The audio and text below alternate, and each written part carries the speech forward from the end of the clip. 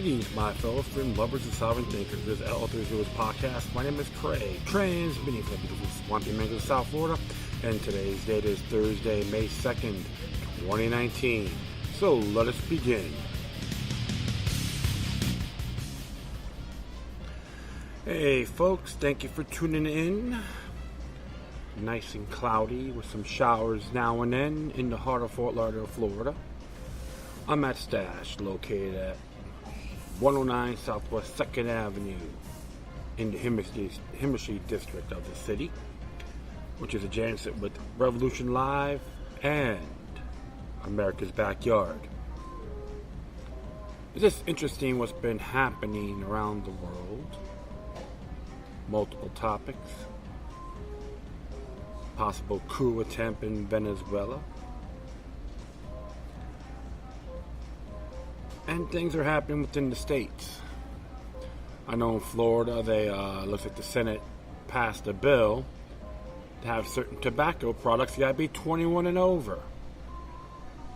That means if you're 18 to 20, you're still considered a semi-minor if it gets passed in the House. More nannyism at its finest, and they're trying to do it on a national, federal level as well.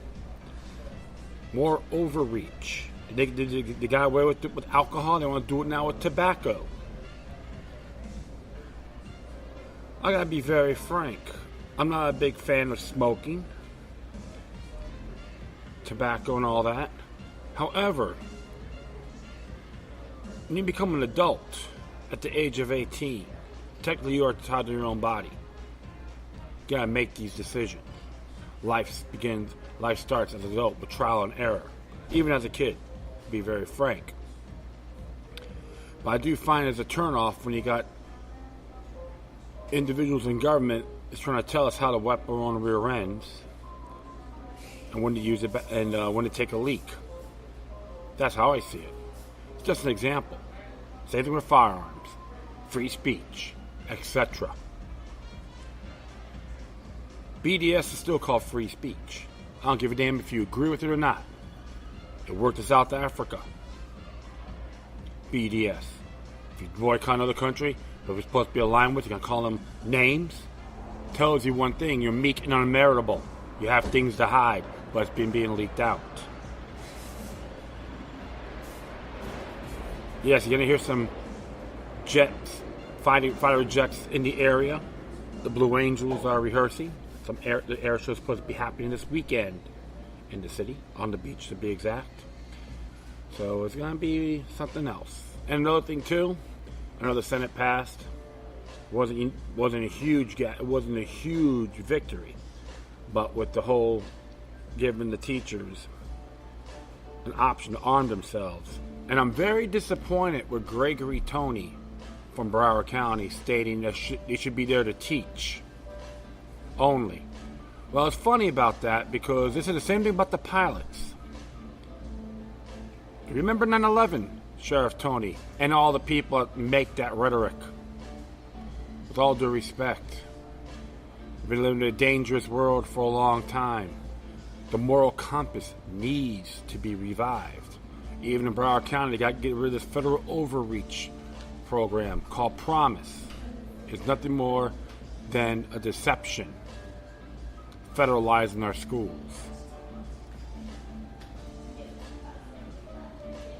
And on these individuals that have that mindset, they haven't really learned about that horrific event on September 11th and Columbine High School. Not a damn thing. Obtuse indeed. And I say that in good faith. But I'm going to be talking about that another time. Possibly tomorrow. If I'm in that mood. Sometimes I get a little cranky at times, I admit that. So, without further ado, I'm going to be addressing a few topics here. It's interesting because it's mainly about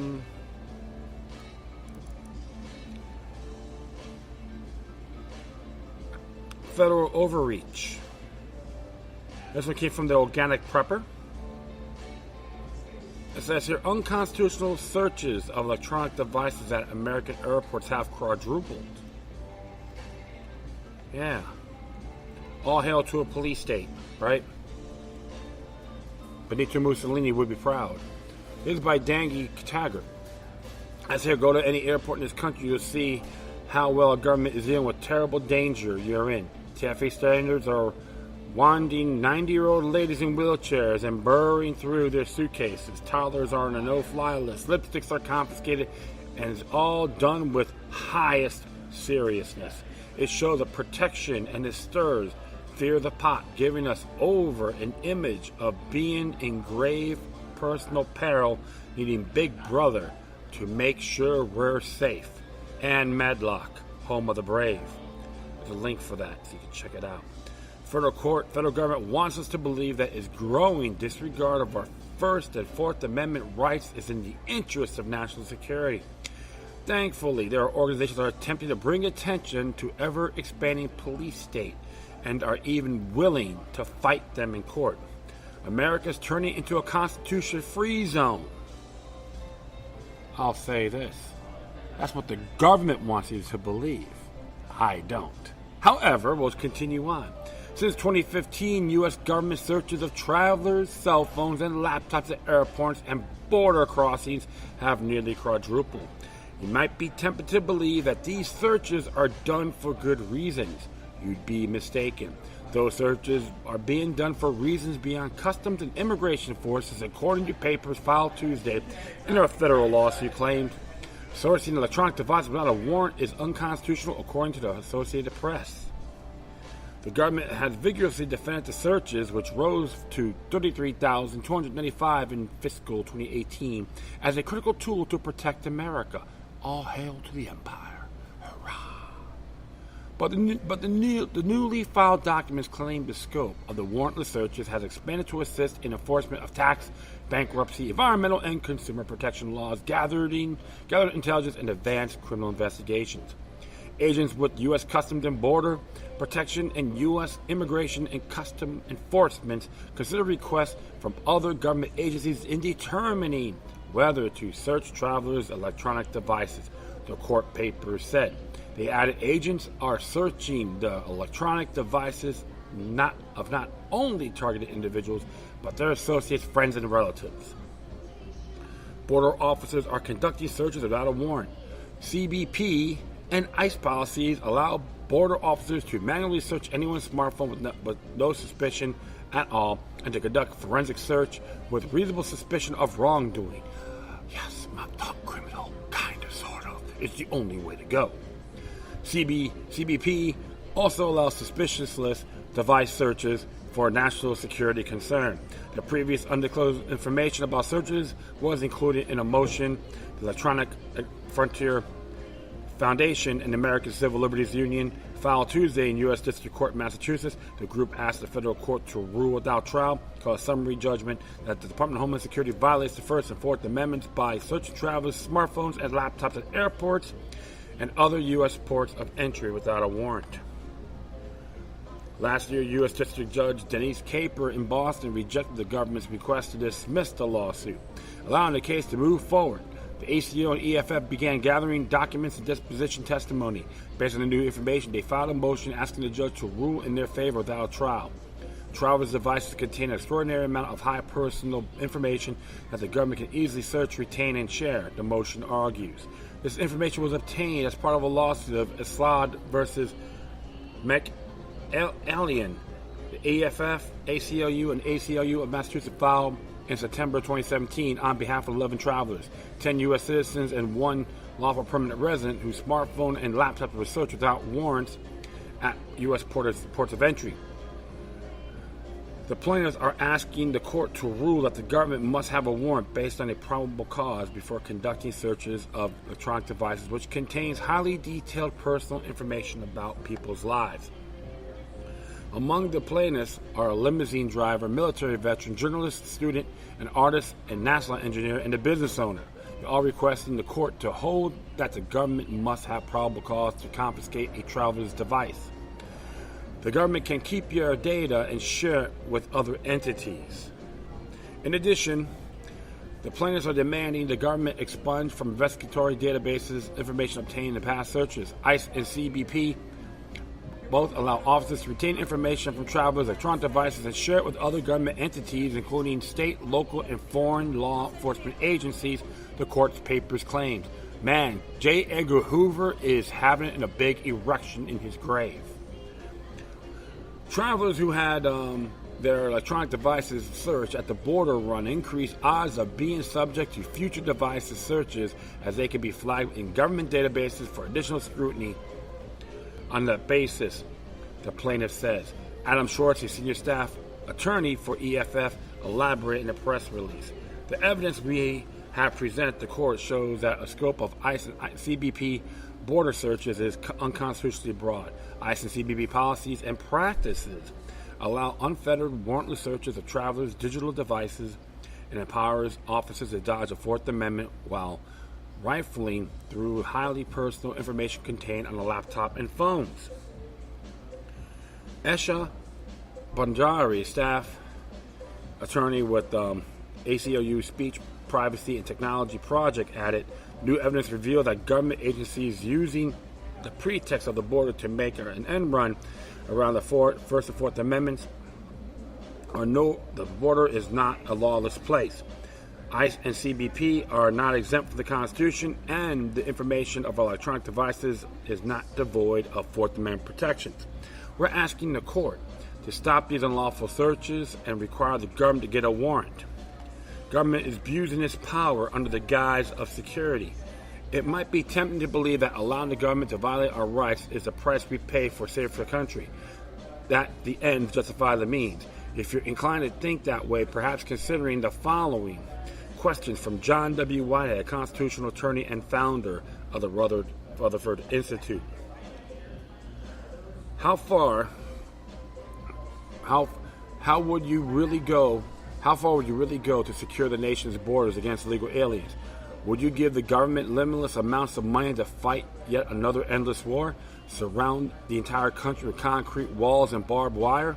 Empower border police to do whatever it takes to crack down on illegal immigrants, even if it means violating their human rights?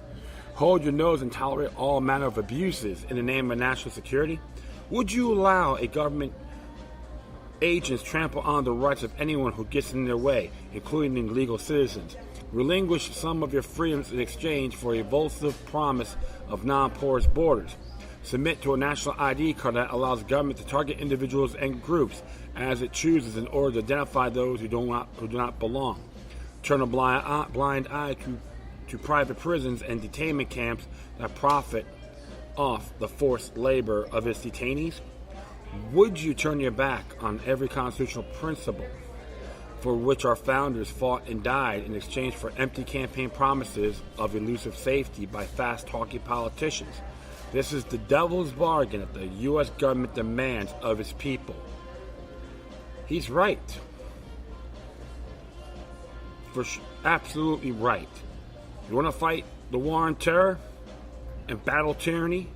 Every citizen and legal resident has a duty to defend our U.S. Bill of Rights culture. I'm just adding to this content. Immigrants are not only ones being subject to warrantless searches. Border control cops are just targeting immigrants who are attempting to enter the U.S., as Whitehead explains. As part of the U.S. government's so-called crackdown on illegal immigration, drugs, and trafficking, and Border Patrol cops are expanding their reach, roaming further afield, and subjecting greater numbers of Americans to warrantless searches, ID checkpoints, transportation checks, and even surveillance on private property far beyond the boundaries of the borderlands. The so-called border, once a thin borderline, is now ever thickening bands spreading deeper and deeper inside the country. Consequently, 66% of Americans, two-thirds of the U.S. population, not 197.4 million people, now live within a 100-mile deep Constitution-free zone. See, that's what the feds want you to believe, friends. They are lying to you by the deep in their teeth. As journalist Todd Miller explains, that expanding border region now extends 100 miles inland around the United States along a 2,000-mile southern border, the 4,000-mile northern border, and both coasts. This border region now covers places where two-thirds of the U.S. population live The border has by now devoured the full states of Maine and Florida and much of Michigan. It's time to ask ourselves how much liberty we were willing to sacrifice in exchange for a bit of security. Security the government isn't even good at providing. What do you think? Do you think ICE and CBP should be able to continue to conduct warrantless searches and seizures? Do you believe that these practices are making our country safer? Will they increase the violations of our constitutional rights?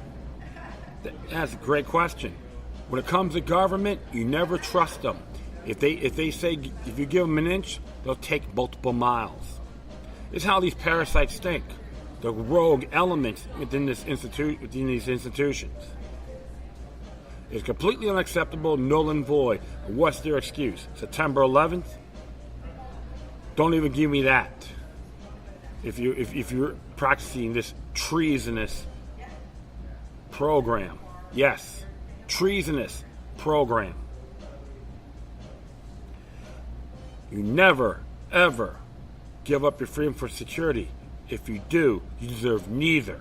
Benjamin Franklin made that famous quote. Like I said before, defend our U.S. Bill of Rights culture. No exceptions. If you use September 11th because they attack us because of our freedoms, give them a good attitude adjustment. One way or the other. And that is done with this. Another one pertaining to warrantless lawsuits and NSA spying by Mike Meharry came out yesterday for the 10th Amendment Center. It says here, federal judge cities national security as reason to throw out lawsuit over NSA spying. How nice. People often say we shouldn't worry about federal surveillance because the federal courts will protect our rights, ensure that agencies like the NSA and FBI operate within the confines of the Fourth Amendment.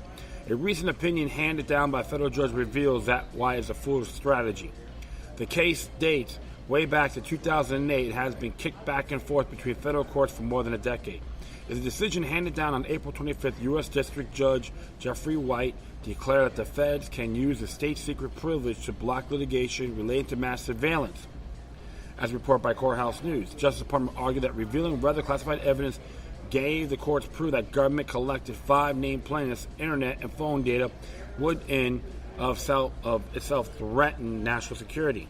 Therefore, the case cannot proceed. In other words, the federal government gave the court evidence and then argued that the court couldn't use that evidence to determine whether the NSA spy program was legal because it would jeopardize national security. And the government judge affirmed this argument. Thank you, sir. So you're one of those guys that go bend over, you go, how far, please? Thank you, sir. May I have another? Yep. The Electronic Frontier Foundation represents the plaintiffs in a case called Catch-22. No one can sue unless the court first determines that they were certainly touched by the vast surveillance mechanisms of the NSA. But the government argues successfully the court cannot decide whether any particular person's email, web searches, social media, or phone calls were touched by the surveillance unless the government admits it, which of course it will not do.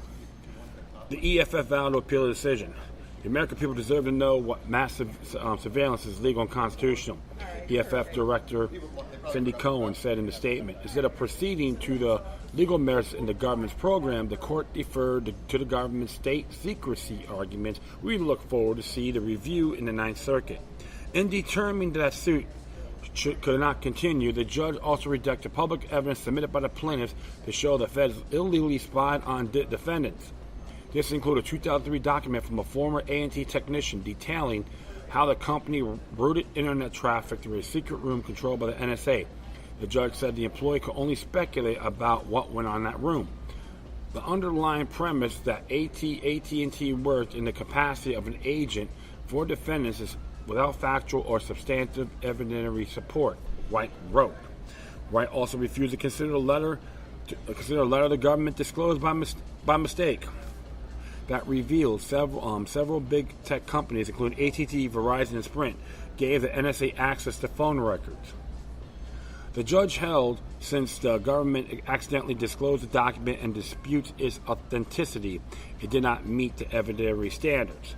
And according to Courthouse News, White also declined to rely on a 2009 NSA Inspector General draft report describing another mass surveillance program. Although former NSA contractor and fugitive Edward Snowden vouched for its legitimacy in a sworn declaration, White refused to consider it because the government would not authenticate it. Man, this guy's one big delegated Uncle Tom. In summation, the federal government investigated the federal government and determined there was no way for the federal government to determine if the federal government did anything wrong without jeopardizing the federal government's federally protected secrets. This may not be the best way to fight an unconstitutional warrantless and dragnet surveillance, but we can limit the federal surveillance through state action. If state refuse to participate in or supporting federal spying, it would become much more difficult for the NSA and other federal agencies to continue. You can read more about that strategy here. And there's a couple of things. I know those templates. They have the 4th Amendment Protection Act and the 10th Amendment Protection Act. Those are fantastic. And people should read these things, templates, restructure it, and send it to your servants. I got to do that, okay, just to let you folks know. And I got a couple good responses. I sent the 4th Amendment Protection a while back, and I got a good response. You know, nothing's going to happen overnight, but the person appreciated it. See, it was pretty genuine, too. It wasn't just some typical generic correspondence. It was really like, hey, you did your research and this and that, and he was very appreciative. So sometimes you're going to have folks like that. You got to keep them, put their feet to the fire on this. This is an example of the war on terror, which is a conflagration with the people. Not just the world, but the United States. This is why 10th Amendment is essential. So look at these links and send and restructure it. Send it to your servants in your district within the states you're living. That's the battle, not on the federal level. That's what we call checks and balances, my friends. All right, I know this is going to be a little bit. We'll do one more here about Julian Assange. And from Consortium News, good article, good site. You should always check this out. And the folks here are very fantastic. It says here, extradition, the Assange as an extradition court. I won't surrender to the U.S. for doing journalism. The WikiLeaks founder via video link in Westminster Magistrate Court for the first hearing. What could be a lengthy process in the U.S. for extradition is by Joe Loria. Julian Assange had his first day in court on Thursday in his fight against extradition to the United States in a historical press conference case that could have profound impact on the future of journalism. Dressed in jeans, a dark jacket, and a t-shirt, Assange appeared on the video screen inside a cramped courtroom in the Westminster Magistrates Court in London. I won't surrender to the U.S. for doing journalism that has won many awards and protected lives, Assange told the court, according to a tweet from the USA Today correspondent. Assange was arrested on April 11th after Ecuador lifted his political asylum at his embassy in London, where Assange had lived since June 2012. On that day, the U.S. unsealed an indictment against the publisher for conspiring with WikiLeaks source Chelsea Manning to crack a password, indeed to hide Manning's identity. Protecting a source is a routine part of investigative journalism. Watch a special extradition vigil for Assange on Thursday at 4 p.m. EDT Live here on Consortium News. So it's on right now. Check it out. The U.S. also held a request that day to the British government to extradite Assange to face charges which carry a maximum sentence of 5 years in prison. Thursday was Assange's first appearance in the extradition case before Judge Michael Snow. A large group of Assange supporters gathered outside the courthouse as well inside Court 3, where many sat on the floor for a 10-minute hearing, the Daily Express in London reported. Many reporters and supporters were unable to gain entry after the hearing was moved to a smaller courtroom. I wonder why. Because they'll be calling these vultures out. That's why. A further procedural hearing was scheduled for May 30th, and a substantive court date was set for June 12th. On that day, the U.S. faces a deadline to reveal any further charges against Assange, for which the British courts must base their extradition decision. The court was told resolution of this case was still months away, the Express reported. The U.S. is weighing charging Assange under the 1917 Espionage Act for unauthorized possession and dissemination of classified material. It would be the first time the act would be used to prosecute a journalist for receiving and publishing secret information.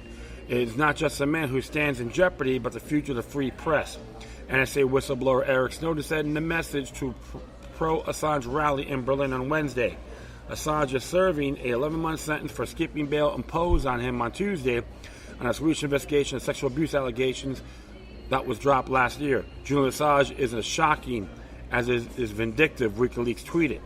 We have grave concerns as to whether he will receive the fair extradition hearing in the UK. One of the things I gotta say, my friends, I boldly oppose this extradition.